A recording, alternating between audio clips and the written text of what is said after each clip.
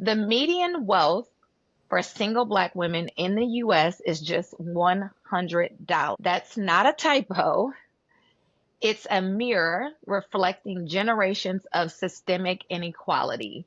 Welcome back to the Beyond the Numbers podcast. I'm your host, I'm Kyra Collins, and today's episode is both, I think, very timely and for sure deeply personal because we're here to talk about Juneteenth because it's the month of June.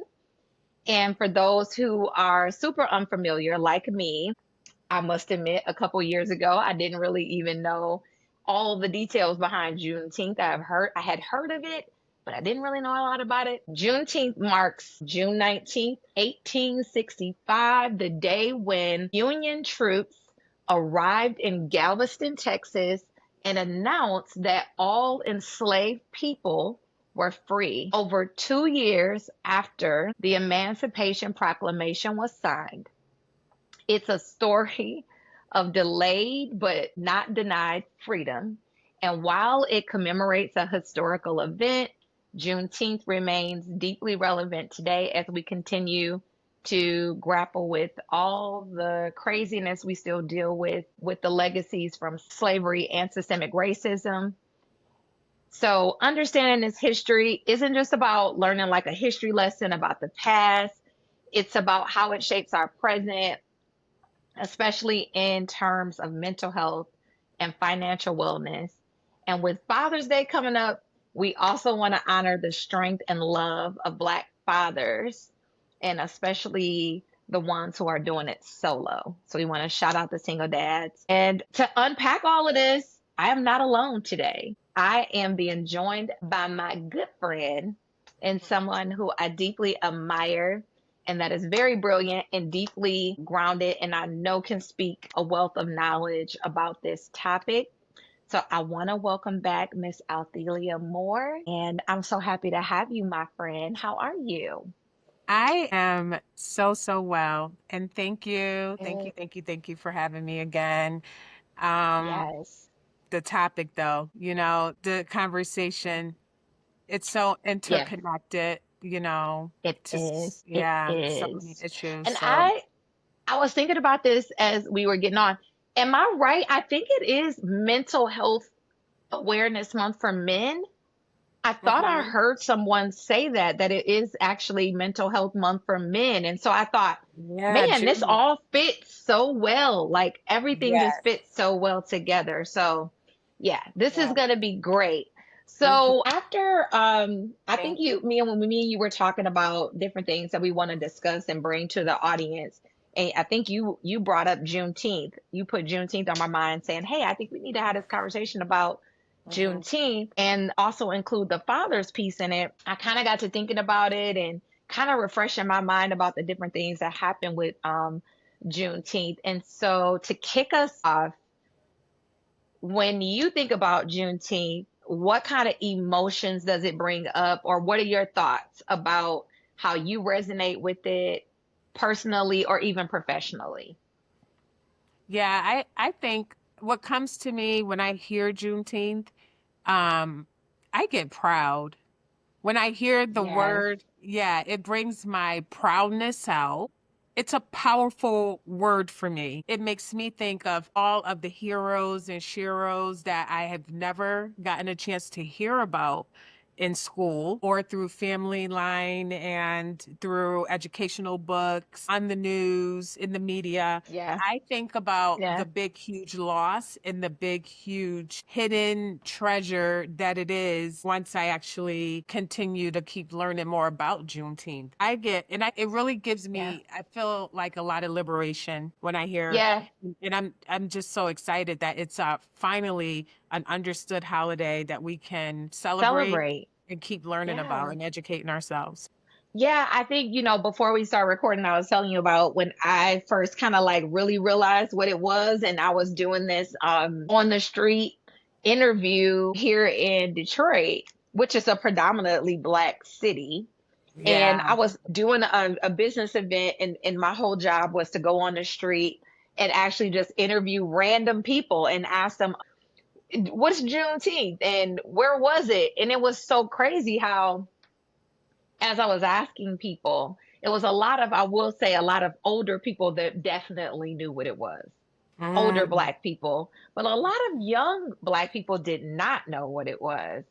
And I was like, yep. So I thought about that and how that's a big issue, I think, and something we have to continue to fight for is how do we keep making sure that our history is passed down from generation to generation and that these younger kids, even understand, like when you said the word, I feel proud, Mm, I feel like them learning and understanding kind of what happened and why we are even where we are today is important. And I think I'm like, yeah, a lot of these young people don't really know what Juneteenth is.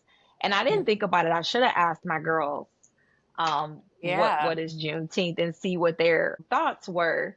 But I felt when I think about it, first thing I must admit is that the delayed part, I think when I first was thinking about this, I was really heavily focused on how it feels to find out that you are free. And then that reflection of, so I've been free all the time, but I've been still behaving and living like I'm in slavery. Mm, And I got to thinking about how we actually do that now in so many ways. And I feel like financially, for sure, I think a lot of us still operate in the same cultural norms that our ancestors operated in when we don't actually have to operate that anymore. And maybe we are free from a lot of things and we do have access to a lot of things, but we're still thinking that we don't have the opportunity, right? Like we still feel like I can't do that or I could never do that or I could. So like when the first person, I was thinking about Barack, when Barack Obama won and became president, for so many Black people, it was like, wait a minute, I could be a president. I know. I And could. before the first person does it, I don't think sometimes we realize that we do have the freedom to do things, but emotionally, we are like still enslaved in a lot of ways. I think we're still living like we're enslaved. What do you think? Oh yeah, Well, I mean, you absolutely. see this on a daily basis, so I mean, you can speak to it. Oh my God, yeah.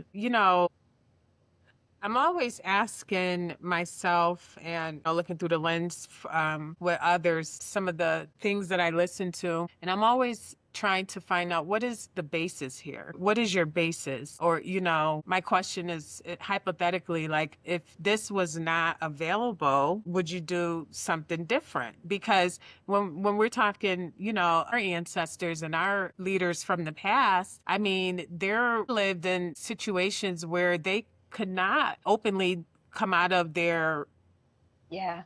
their little spaces that they were secluded to. They couldn't walk down the street on their own at their own will. um So and true. and a lot got done. I mean, for to me it's like, yeah, like they had nothing pretty much other than themselves and what was thrown at them, and they made use of it. They made Yes. use of it. And so to have that, Uh, and to have that on the inside that they wanted to live, they knew that whatever was speaking to them to yeah. fight for the fighters in the fight that they had in them, and which generationally, we have inherited. How did we manage to minimize that and have all this stuff that we can use, and then we're Mm, blinded from utilization, and we have so this true. now, encapsulated with I can't, I don't, a lot of I statements of what you can't do or not Yeah. willing to do for whatever basis that's from. You have a whole lot in this Uh, country. You have a whole lot to do it with. a whole uh, lot. a Yeah. whole lot, a And whole I lot. think so true that, we are, a lot of us do make up the excuse. But I was thinking about how it's so crazy because I feel like with respect to Juneteenth and in the slavery thing, it's like we got passed down two things. We got passed down a lot of trauma, Mhm. generational trauma, right? That got passed down. And then in Mhm. some regards, we got passed down a lot of resilience, right? In other areas. And so we got this, I feel like African Americans have this weird balance of trauma and resilience that can help us go so far, right? We're the people that will, we will overcome. We will Yeah. literally overcome it. Like we have this tenacity that we can just overcome things when it's tough. But also, we have this trauma that keeps us from actually overcoming other things that were hardwired into our community. You know what I mean? And into our communities and our families. So it's like we have the tenacity to overcome. And I was sitting here thinking about this other day, and I was like, somewhere in our overcoming, want to know what you think about this. Somewhere in our overcoming, we started to glamorize struggling and Yeah. fighting and overcoming. Like, I just got enough and I made it through and I'm struggling. We barely got it, but we got through. Like, somewhere, African American people started to take on the identity of struggle, and struggle be kind of started becoming our trophy. And I wonder if that hinders us, from really, really living the type of life that I believe God called us to live, an abundant life that Jesus talks about, that he came for us to have. I feel like sometimes, and we know we've talked about this, even in Black church, where struggling is like this glamorized thing that we have to go through. And so we're always kind of like reaching for just to make it, and we're not reaching for what's above that and what's abundant, right? Because we're always thinking we got to fight to just have enough, just to get our foot in the door. And Mhm. sometimes I feel like that's keeping us, like, from not being able to achieve the things we want to achieve. And I really feel that way strongly about women, African American women, for sure, because I Mhm. feel like we're trying to fight to just have a piece of normalcy in our life. And Yeah. so if we could just get a little bit of normal, like if you just got a really normal relationship, like it just has a little shred of normalcy, I'll take it, because that's what's been passed down to us. And so I feel like it's this just uneven trauma and resilience type of thing that's happening. So do you Mhm. see that a lot at the people you work with? Like, when you work with people of color, do you see that as like a thing with them that causes them to struggle with achieving certain things, like Yeah, generational stuff? a whole lot because, first generational Black families here, right? Yeah, Um, yeah, we have such a Black identity crisis that we yeah, live in, right? So we have yeah, a identity crisis that we are actually struggling so with true. day in and day out. And this is starting in the whitewashed education. When we get to talk about that, the whitewashed communication, the media, these fixations on straight hair, soft hair is beauty, light skin is beauty. We have colorism. We have all these issues among Yeah, ourselves. So for a person to find something to give them an identity whereby if it's a reward from, my struggle, I'm going to get something from you. I get attention, I get paid, I get yes, love, I get yes, women, I get men, whatever that is, there's a reward for yeah, why, right? Black men will yeah, walk around with this sad song and dance, or it can keep something away from him or her, yes, so that yes, they don't have to deal no more because of the pressures. Our identity and has been stolen and robbed so bad, but it's not like we don't know, right? We yeah, know this now. We know yeah, that still is another internalization that we actually deal with and if we're talking about let's say Christ and Jesus and Christianity, that, remember the old saying as a kid, the devil on one shoulder and God, everything that we live Come by on. has been Yeah. literally crucified with, if you Yeah. did this right, you're right. If you did this, you're wrong, you're wrong. There's no humanity in that.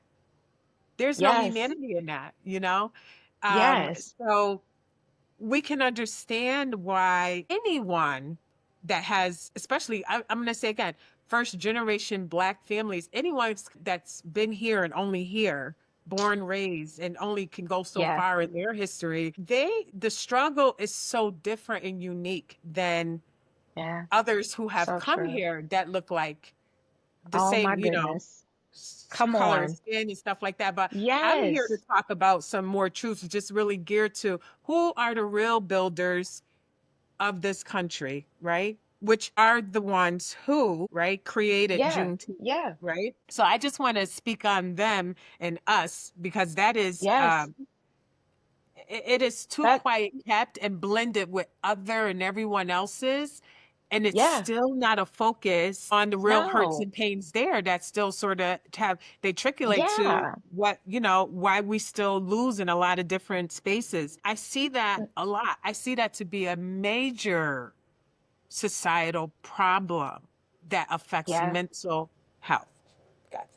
That's, that's exactly what I'm thinking. One of the reasons, like, seriously, even for the podcast, was working for people, especially people of color, trying to help them financially change their lives with their businesses is what I do on a daily basis. And I realized that working with them to help them how to do better financially and create wealth was so much about their identity and who they Mhm. think they are and what their mindset is and what's their story with money and what kind of family did they grow up with.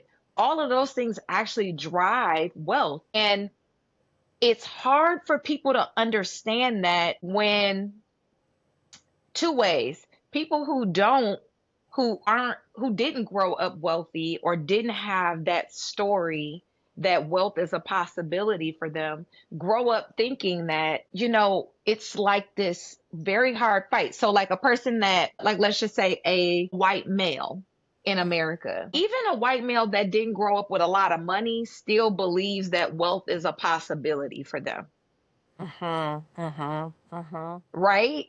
They Yes, still have absolutely. they still believe that if they're entitled to that. Because they They see have a it. sense of entitlement to wealth. Mhm. African American people feel like wealth is a dream or something that is kind of like only elite few have, and it's something you got to fight for, and it's a very hard thing to get our minds wrapped around because we don't feel like necessarily we, and I don't want to say we don't feel like we deserve it, but I don't think we feel like we deserve it in some areas because I Yeah. do think we go back to that qualifier is, are we qualified to have the same thing? Yeah. You know Do what I we mean? deserve it? Do we deserve that? So I think that financially is such a big thing. And I was thinking about, especially for Black men, how Mhm. hard it is for Black men to feel worthy of wealth too and learn how to overcome the identity that they have and that's been passed down to them as well. Like I was thinking about, there was a time when most Black men, I think, especially like I remember 80s, 90s, maybe like the 90s when I was in school, where a lot of Black kids wanted to be a football player or a basketball player or a rapper, Mhm. Yeah. right? Options. Those were the And options. Yeah. those were the options because that's what we thought. We are like, well, that's, you got to be in sports. And so when you see a person like Barack come along, and that changes so many things because now it's like, wait a minute, we could actually become something totally different. And it changes what we start to tell ourselves that was possible. And it goes Mhm. back to that delayed freedom thing. Like it was there as a possibility, but we didn't go after it because we didn't know, like we didn't recognize that it's a possibility. Like Mhm. back in the day, like you were talking about in the beginning when we first started, our ancestors went and made it happen. Mhm. I mean, no one told them anything. You know what I mean? They literally had to like fight, like, I mean, literally create something out of thin air. And I feel like right now we're in this weird space where a lot of us are starting to become aware, but it's so much work that needs to be done. And when we started, I mean, I mentioned average, Black woman has a very low wealth amount, whether it's $100 or not. Maybe that study is like not that accurate. Maybe it's off a little bit, but I can tell you, because I can count 1, 2, 3, 4, 5, 10, how many Black women I know, and I can think about how much wealth they have. Yep. And so I know it can't be that far off. So it's interesting, that Juneteenth, like you said, is such a powerful thing. I hope people listening actually really do their homework and like just listen to a couple YouTube videos or something about it and really Mhm. become interested, because it'll actually help you understand why we are some of the ways, like some of the things we do still to this day as a culture Yeah. is stemming from that time. Hmm. So Yeah. it's just so powerful. And to start to talk about the dad piece, I was thinking about how from slavery, how much work and how much pressure it was to be a Black man and to really just Unimaginable. be looked at as a workhorse. Like, and not a workhorse with your mind, not you using your mind to create or be creative or build things. It was literally, how much work can I get out of you? How much horsepower? Almost like a horse. Like they were looked at like cattle, basically. And what that does to a person's self worth Right. and identity and how that's been passed down, I think, in Black men too, like not having a good image of themselves, I think is kind of, hard. What do you think about that? How do you feel like, as we're talking about dads and Father's Day is coming up, how do you feel? I know you work with people in a different light, so you really get to see them in a vulnerable state. Yeah. Men and Black men who struggle with identity and self-worth. Like what do you see them? What are their struggles? Like what are some of the things that you see they struggle with? Well, and I actually, for years, I have our Black veterans have had a special place with me just Yeah, because of the uniqueness, because of what you just shared and explained of their experiences and their history, but still have, even if it was a decision to just get out of the community I'm in or away from the people and the yeah, situations that I'm in, right? To go do something, but the courage to still want to stand up and fight for a country that wouldn't even yeah. fight for you or your uncles and fathers Mm, and grandparents. So these Black men have always had a very special place in my heart. But definitely it's so unique because if you heard their stories and the long walks, they're long walks, okay? And you yeah, would think it's all just ghetto or ratchet, but here it is every day. All of them have something to lose. They have families, their yeah, husbands, their fathers, but the situations are extreme because it's a very isolated population, right? So yeah. um it breaks my heart in so many pieces because Yes. not only did I raise a Black son and a Black male, um, Yeah, who is my angel, but I yeah, know even with him, some things I still couldn't or still don't understand, but I've learned yeah, through him and through, the men I worked with and men that I talked to on average, they're not them, but Black men, single fathers, this identity crisis mhm, have probably cost them the most in their lives with situations yes, anywhere from the ideal or the need to have multiple women to yes, be able to express that pain there, to be able yeah, to right give them something back that was stolen from them, something that speaks yes, to it has yes, ongoing, has sort of displayed itself as negative or a yeah, bad man or the wrong person or not the untrusted person, right? um, yes, some of them, right, it's caused them to belly up and throw that towel in. And that's why Yeah. we can go into the inner city and around the green or walking up and down the road. It is Yeah. our men. Those Our men men. were, those are our men that literally Yeah. came from a black mother from somewhere Yes. and a black Somewhere. father somewhere, right? Somewhere. Yep. So this identity crisis that black men live with and have Yeah. lived with and have a Yeah. lot of undealt situations internally Yeah. Yeah. have cost them pretty much their lives, their livelihood, Yes. their time here in life, immature death, the hate, Yeah. the inability to love, the anhedonic situations that they live with in and out with their own families, the broken up dysfunction in the family Yes. has ripped them yet again apart. Yeah. Right, from them to actually understanding their masculinity, practicing their life Yeah. in a way that is first of all validated for, so you Yes. work Oh the my hell, gosh. yeah, you work the black man out of his natural being, you work him till he depletes and feels like nothing, and then you devalue him and you show him that Yeah. clearly with high arrest, right, jail, prison, influx of drug use put into the Yes. communities, right? Eh, Health. low Health wage, disparity. health, yeah, Yeah. no promotion. In the media, you Yeah. talk and spit on them like again, like you're walking your dog, Exactly. all these things have Yes. so much effect on So much. I black agree. men. Now, And guess it's what? so hard. That's so hard to even think about all that when you just named all that. That is like, it Yeah, gives me like anxiety yeah, listening to it. yes. It's gonna, because it's real. And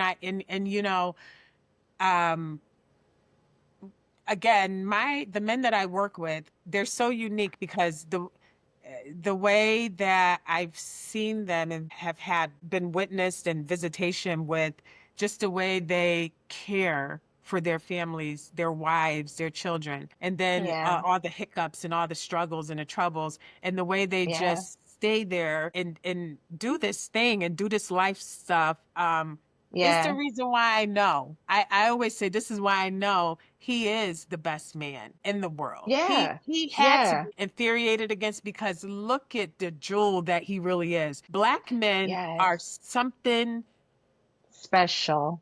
and sweet is in the soul Yeah. that it's ever going to be and Yeah. give any other man. And men know that from all other areas in the I world. They agree. know it. I They know it. agree. And I don't think they get the credit they deserve. And I think, to your point, we do harp on them way more than we validate their pure sense of like Existence. existence, and how they literally change a room, and they Oh, literally can change the atmosphere and shift things when they walk in. And I think sometimes when we do validate them or glorify them, it's like one that's in the media or a celebrity or something. But I right, think that black men have something so special about them. Their swag, the way they carry their demeanor, right, even just a lot of times, like you said, the way that they interact with family, like just even in a family situation, and how they will show up for their brothers and their cousins and their grandmas and I'm thinking about my brothers and just how, I'm a grown woman and I'm doing my own thing, and my brothers still to this day will show up for me like I'm a little kid, you know, yes, that's how they and do. I am just like, they will literally show up for me like I'm a little kid, and they'll be like, somebody said something to you, and I'm like, I am an adult, and they will be looking at me like they better not say nothing to my little sister. And I think we all can think about how our black men are like that, and I love when I get to see them be single fathers too, because Mhm. I think they get to develop a bond and be vulnerable in an area of their life where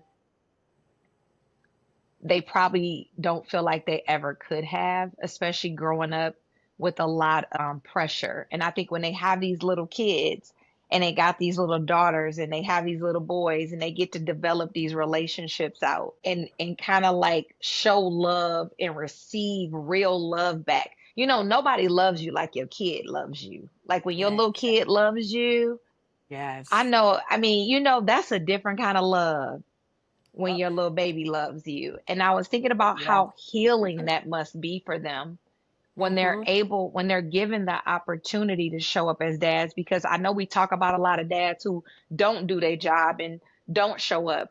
But I do know there's a lot of dads that want to they want to be there and they do want to have the opportunity to be in their kids' lives. And sometimes they don't really get the opportunity to because of relational issues or things that happen in the family, or maybe they did get locked up too early in life from one bad decision, and so they don't have that opportunity to be with their kids. And I know we give them a lot of dads got a bad rap for that, because they got locked up early. And it's like, yeah, but a lot of them got dealt such a bad hand, and there were so many barriers and things put in place that it happened. But that doesn't mean that they didn't want to. I know some people don't, and I know some people never will show up, and we got people like that everywhere.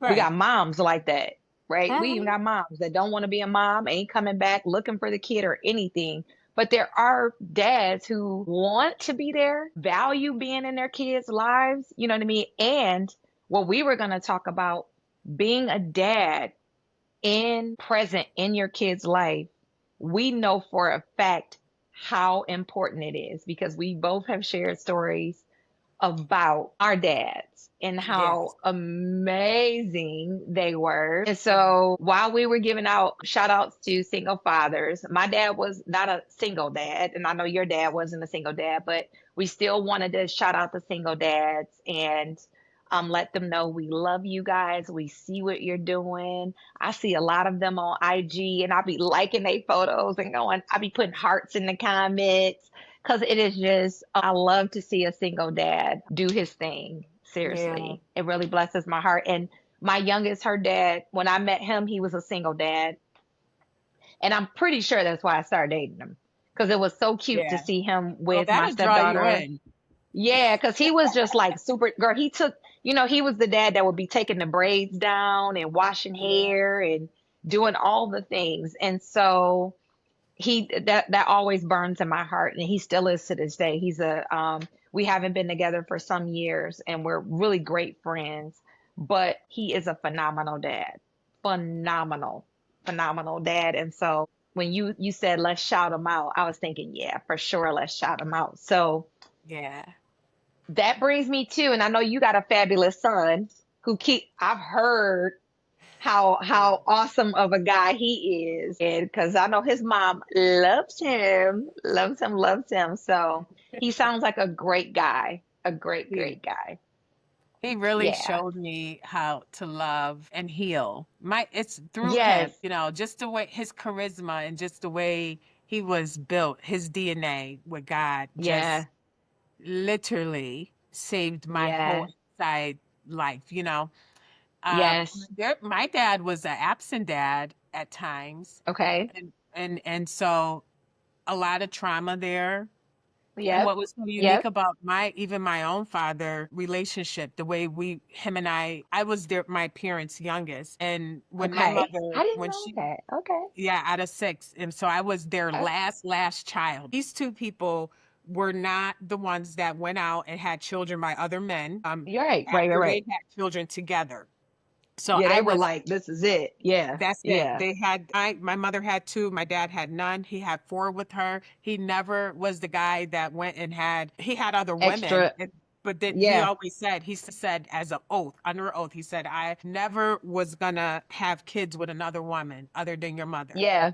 And Yeah. so my dad, it's like that same trickle effect. Like I healed with just the love of my son, and learning and seeing how he loves and that gift that God gave him on the inside Yes. really Yes. had, right, filtered into me. And I Yeah. inherited that from being around him and being his mother. My Yeah. dad literally healed from that very same blessing that God gave me in my heart. So my dad had a long history of traumas. Yes. And he was an angry man. But when you heard his story, which a lot of people didn't know, my dad had physical situations that went on. I mean, he had Yeah. anger like none before.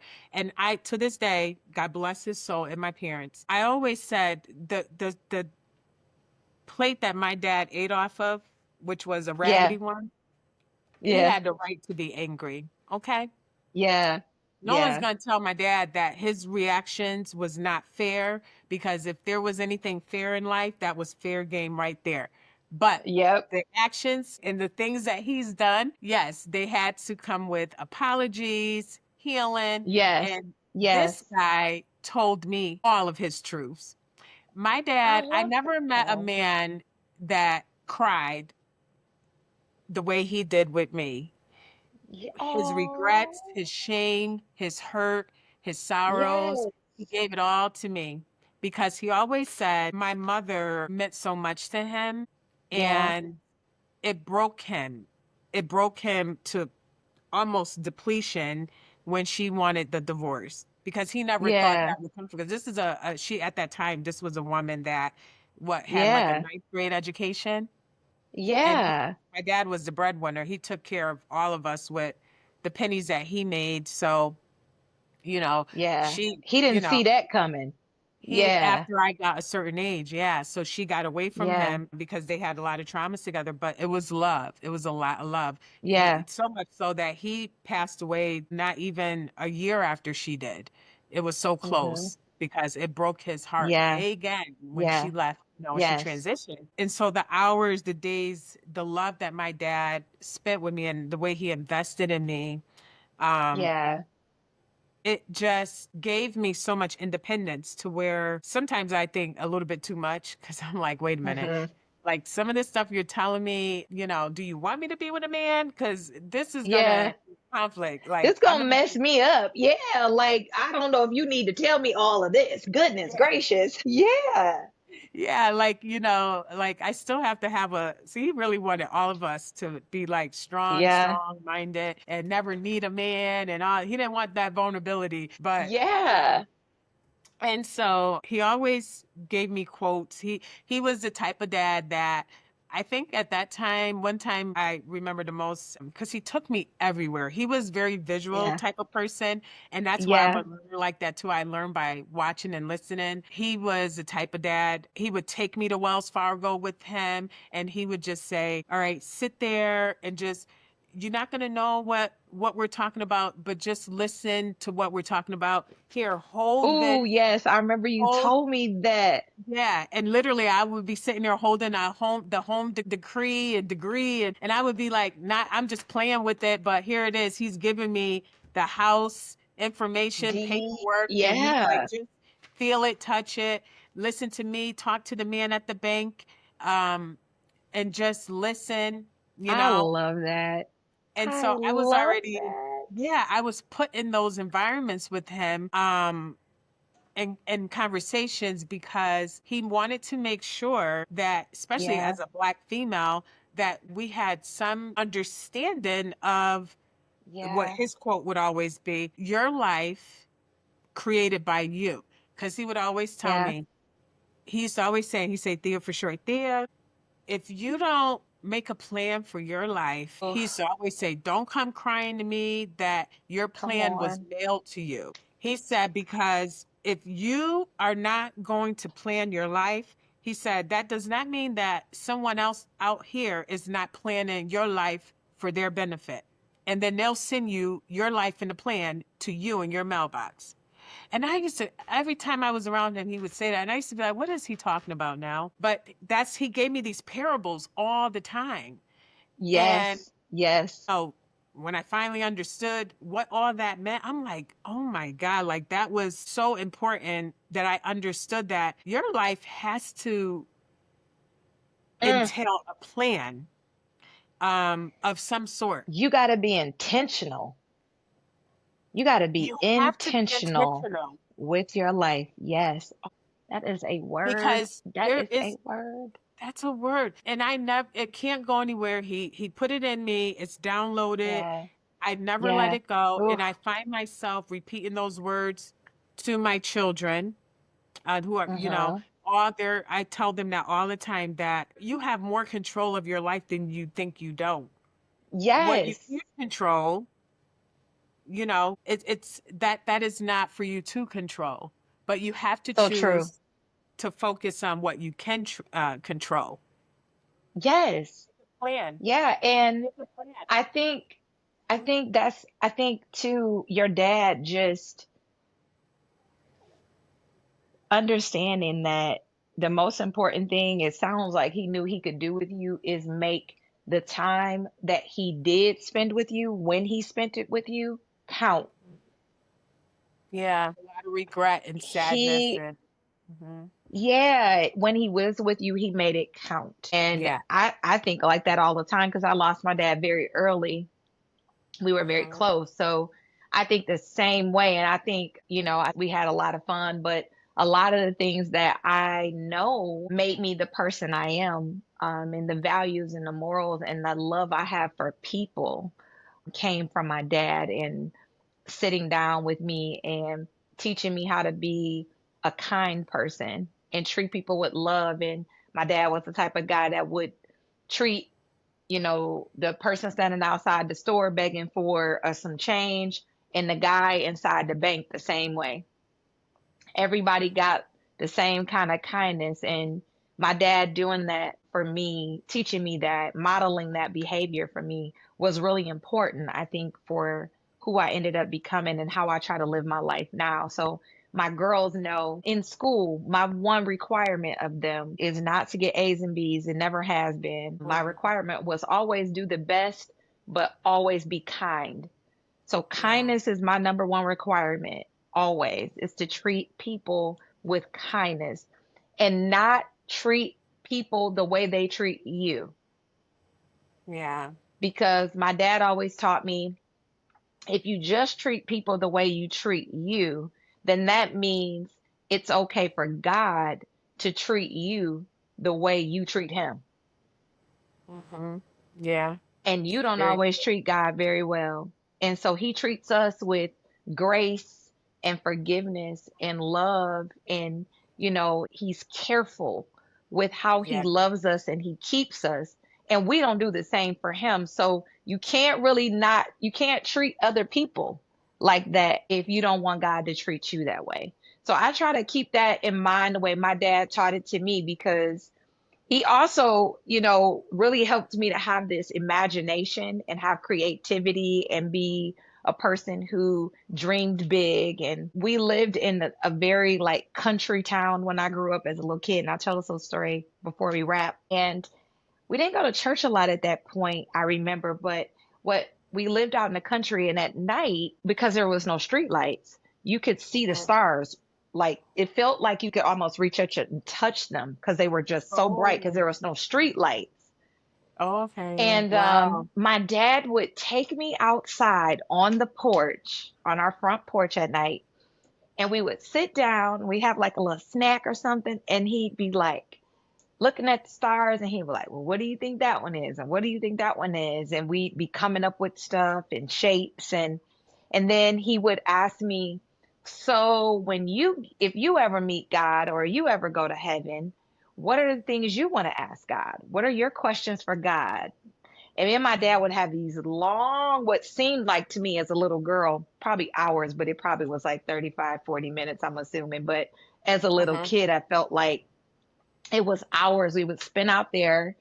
My dad teaching me how to use my mind to think high and think about all the possibilities of God and how he could show up and what he's doing. Like my dad would be like, well, what do you think he's doing right now? And what would Mhm. you ask him? And I would be like, oh, well, I think I'm going to ask him. I would try to like compete with his questions. And he Yeah. knew that. So he would be like pushing the boundaries of my thoughts. And I would remember I would be like, I'm going to ask God when I see him, I'm going to ask him, where did he come from? I Mm, was little, and I would be of like, course. I remember saying Period. to my daddy, well, I want to know who God's daddy is. And he said, well, I don't think he has a dad. I think he's the dad of all dads. And I would be like, whoa, like that was just amazing to me, but my dad taught me in those moments. I never forget. He taught me, he said, you never believe or have faith in God because a man told you so. You always discover and learn and grow in your knowledge about God by how you experience Him. So it's Yes. your responsibility for you to learn about God, for you to be taught about, teach yourself about Him. It's not for you to show up at a church and just listen to someone talk to you and then you walk away with that being your only knowledge about God. And He taught me about how to experience and learn about who God is for me, for me. And Yeah. so he was just wise before his time, and he helped me shape not just who I was then. I was thinking about that. My dad was building me as a kid for who I was going to become later in life. And so that's why I know dads are just so important, like you said about your dad, because I was just thinking about how he was taking you in the banks and sitting you down. I mean, he knew you didn't know, but he knew he was till you were going to know. He knew he was Yeah. putting you in this situation, and that's powerful because I don't think we do. A lot of people don't do that. A lot of people don't And do that. yeah, and it just brings me really quick. I'll just before we close, I have to say to my dad, I think like going on 17 or either 18, and he Yeah. bought me my first house across the Ooh. street. My dad was such a respected man in the community. Yeah. And this is in Orlando, Florida. We're born and raised, and I was like that snowbird kid. I would be with my dad and then be with my mom in Yep. Connecticut. And when like houses would get sold, the community would come to him first and say, "Oh, Mr. Eugene, do you have any friends that want to purchase?" They would literally whatever my dad said because he had so many good relationships. They would come to him first before they even advertised. So the house, it was going to be with my ex, and we were not doing good. So I said between me and him, and then being across the street because Yeah. my dad thought he was slick. The house was right across the street from his. I'm like, no, I was a little bit smarter than him, but not. So I turned it down. I love I it. didn't take it. I love it. So funny. I was known to be like what they call the spoiled child because, like, again, I was I both a bet. last child. I was My gonna say mom you was was the baby. the Yeah. baby. Yeah, I'm the baby.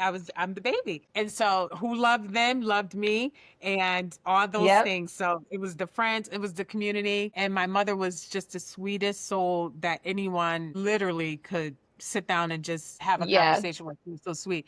But my dad, I kid you not, like he would say, and I got that from him. He would always say, if you're gonna live a life of regret, he's like, you might as well not Yeah. live. He used Ooh. to tell me, yeah, that's another gem he used to drop on me all the time. He outside of like keep your nose clean when you make your decisions. He said, but he said if you're gonna regret what you do, he said you're just wasting your own time then. He goes, because he said, me, I'm not gonna do something and regret it later.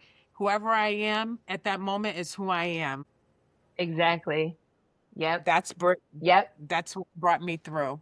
Powerful. I mean, I thank God for them. I know some people, this is a tough part of the year. Some people have not so great memories of their fathers or don't know who their fathers are. And so I just wanted to let them know we're thinking of you. And even if you don't know who your father is, your earthly father, you have a heavenly father. So I want to remind everybody of that for sure. One of the best ways to this month to think about dads, and it ties into Juneteenth, is with men and our Black men, let's try to treat them with grace as best we can.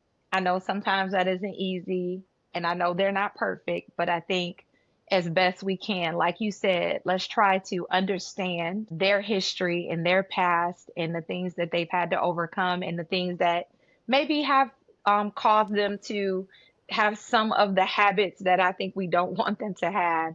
but that's also try to validate them when they are doing the best they can and when they are showing up and they are trying to be the best person they know to be, whatever that may look like. Let's try to do that this month and honor our history of Juneteenth now that we all know what it's about. What are some things you feel like we should be doing to honor Juneteenth and our history and our men in our lives and in our community? What are some things you think, friend?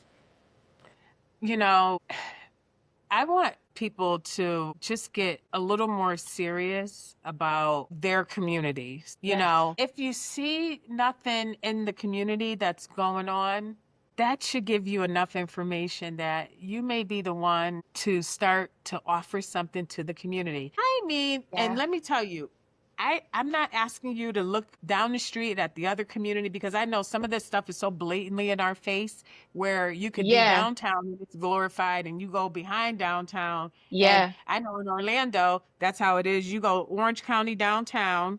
It's beautiful, palm trees, Yeah. the park is, we will walk it, me and my cousins, and beautiful. Yeah. And then we'll walk behind downtown and literally there's homes with no roofs on it. Come on. So I've You seen preaching things now. that, yeah. So some things are just right there in our face. And then, Yes. what I've learned through life is that's opportunity. Okay. So if That it's is your opportunity. community, going back to draw off what you said about Yeah. walking around with your poor story, your sad Yeah. story, your pity Yeah. party, and that's fair. I get Yeah. it. If you need to express it, I get it. But Yeah. if you can attach that story to your dollar bill, if you can attach Oh, that story to your identity, make it yes. work. Look in your There you go. community, Come on.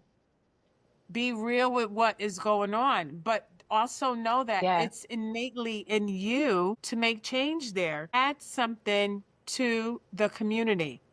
I'm talking Yes. as small can be. I'm talking That's as right. less of a cost as cost can be. Come on. Because an That's hour it. of dedicated time in the heart of a community can make change. It's life changing. It's life Life changing. changing. So It look can at where change the you whole way a live and community see. works. Yeah. Yeah.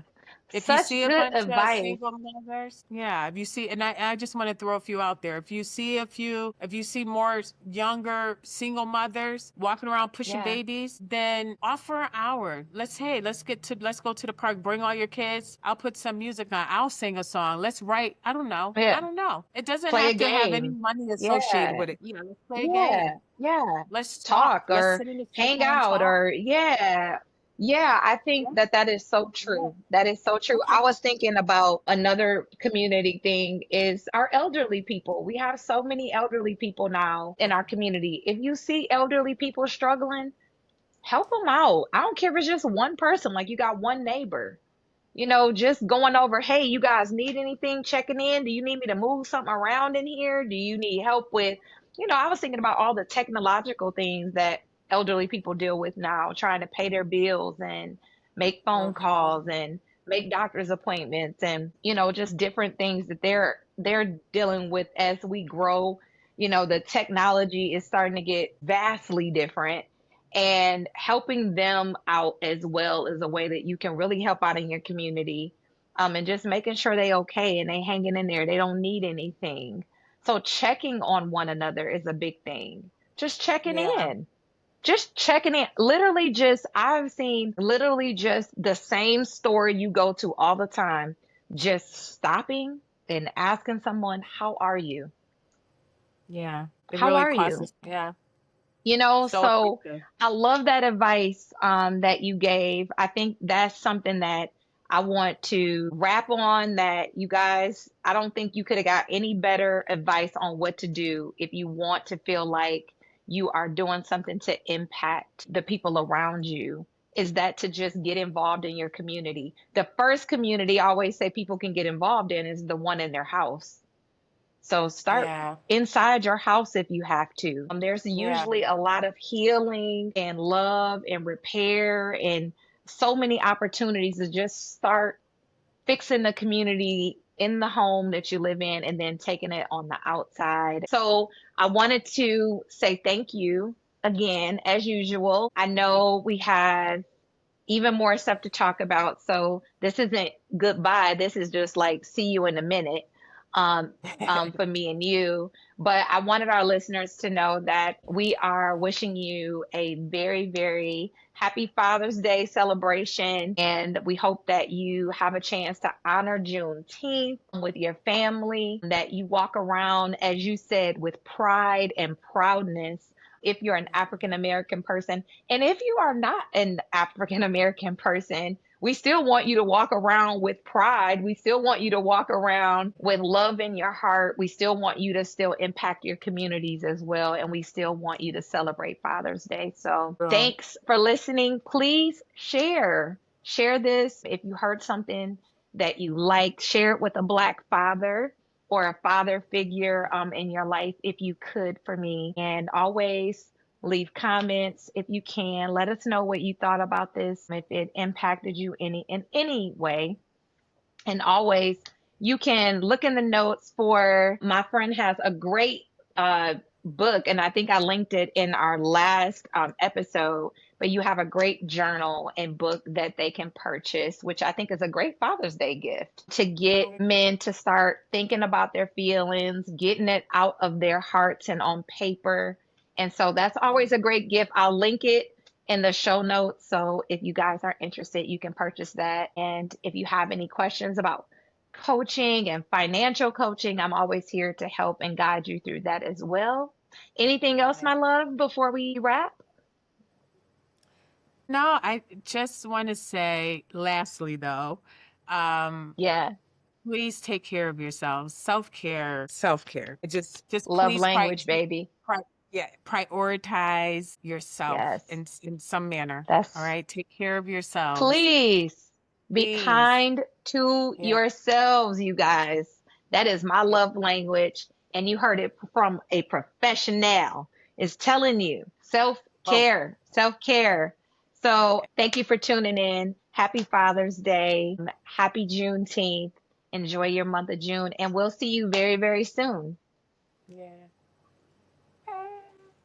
Okay, guys. So you just watched um, the second episode between me and my good friend Althilia Moore talking about Father's Day and shouting out all of the fathers and all of the single dads, and also talking about how amazing it is to celebrate Juneteenth and how we should all be so proud of that day and what it meant to her and what it means to me. We also had the opportunity to share some cool stories about our dads and just really love on our Black men and also give shout outs to them for being so strong and showing up for all of us in ways that I don't think we always appreciate. So I hope that you watched this episode and you really enjoyed it. I hope that you share it with a friend or a loved one that is a father. And for me, I want to say happy Father's Day and happy Juneteenth. Honor yourself and honor your history. All right. Love you guys. Tune in to Beyond the Numbers. The next episode is coming very soon.